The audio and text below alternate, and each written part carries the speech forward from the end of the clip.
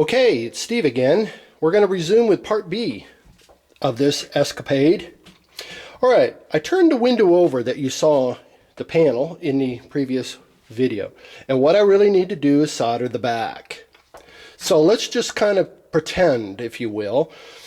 I turn the window over, which on the other side is soldered. Let's move this to the edge, being very careful. Always use two hands. There. You can see this side is soldered. And I like the high peak solder. My solder looks, see how high I keep mine? My solder line's very high, very complete. It looks like a half circle. And because I put these solder balls on the edge, this is where I'm going to connect my zinc to the edging. So that's one of my things that I do, is I put these solder balls to the edge. Because as I add my zinc, this is the zinc. Get my camera. As I add my zinc, this solder goes right across. I got my solder right there. Isn't that cool? So as I add my zinc to the edging, my solder balls are right here.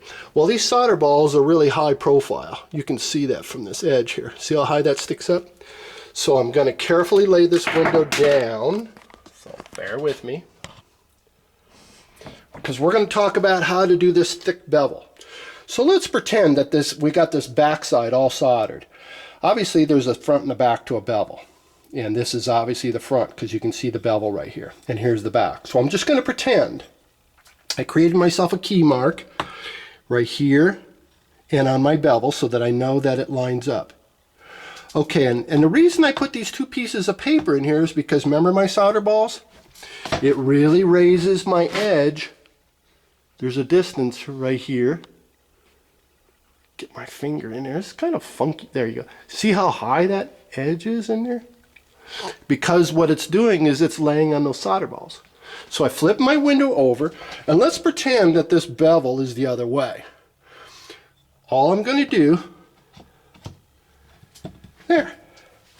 So what you're doing, what in essence, the whole premise of this whole video is that it was too high, laying my window down flat, it was too high to solder this bevel in the way it was. What I'm doing here now is splitting the difference. Part of the bevel is extending on the other side, through the other side, and I elevate it by a couple pieces of paper, my pattern pieces, so that it's just sticking up just a little bit. See that? Very comfortable to solder this piece in place now. And on the opposite side, it's going to be about the same. What an incredible way of soldering thick bevels and jewels in a window. Because if you do it while it's laying flat, like these bevels here, they weren't real thick. Once I dichroed them, they were not real thick. This one was.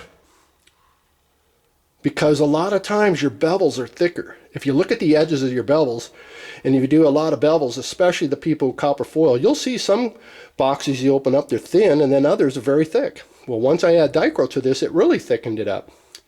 You will never know how thick that bevel is in this window, because what I did is I split the difference of the thickness in the window by doing it this method. Hopefully this helps, and hopefully I've made sense of it. So technically, if this was the back of the window, which it is, technically speaking, I'll get my bevel out. Technically speaking, this is the way it's going to look. And it's not fitting in. There you go. It's not fitting in. This is my key, my little line here. It worked the other way around. So what I've got to do, not all bevels are perfectly round, as you're seeing right here. My bevel fits so tight that it only fits in one way. So I'll take out my two pieces of paper because my bevel's thick on this side. See that little bevel face? So there you go. It fits. Just a little rim. Very comfortable to solder it. So that's how we're doing it. That's how you take care of a thick jewel. I've seen jewels really thick. In other words, very thick this way. I've seen many of them. And I do copper foil, I don't do lead. The lead people know how to compensate for that because it goes right into their channel. Copper foil people, you can have a mountain you're soldering up the hill. If you do it this method and split the difference with the glass, you might find it very easy to absorb those thick bevels and jewels or glass that you've had to use in the past. So that's just one way. It's just an idea. There's no exact right and wrong. If this works for you, how cool is that? And because this might work for you, this might help you in some of the other areas that you've had issues with. I just like to create ideas. I've never had a lesson, and everything I've learned I taught myself. There's no reinforcement, by the way, in this 5-foot window. This panel is 61 inches, which is 5 foot 1 inch. There's no reinforcement in there, but my design is strong enough that this window is pretty strong. Literally, I could come over here with one hand and lift this window up. But I'm not going to test the glass. Why do that? Always use two hands, one here and one at the other end, and lift your panel up like it would be hinged. As though there's a hinge here, and as though there's a hinge here. You can lift the window up gently and turn your window over easily. Otherwise, you do it this method. You stand up the board and you peel your window back. That's how you do these big windows. You stand up your board. This is my work board. I have my edges in here that contains my window. My window would have been standing up.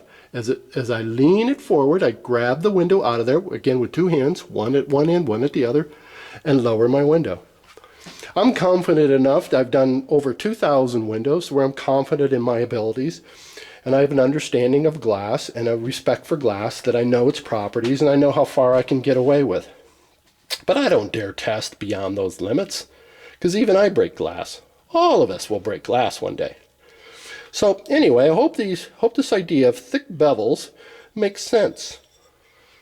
That just solder all around it.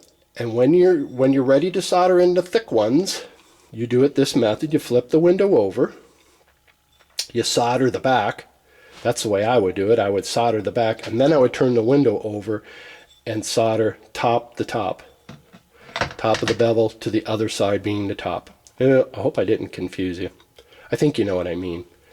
You want to solder the back so that you have the height, and then you flip the window over and drop in your bevel and it will fit. Anyway, hopefully that works for you guys. Thanks for watching my videos as always. Bye bye.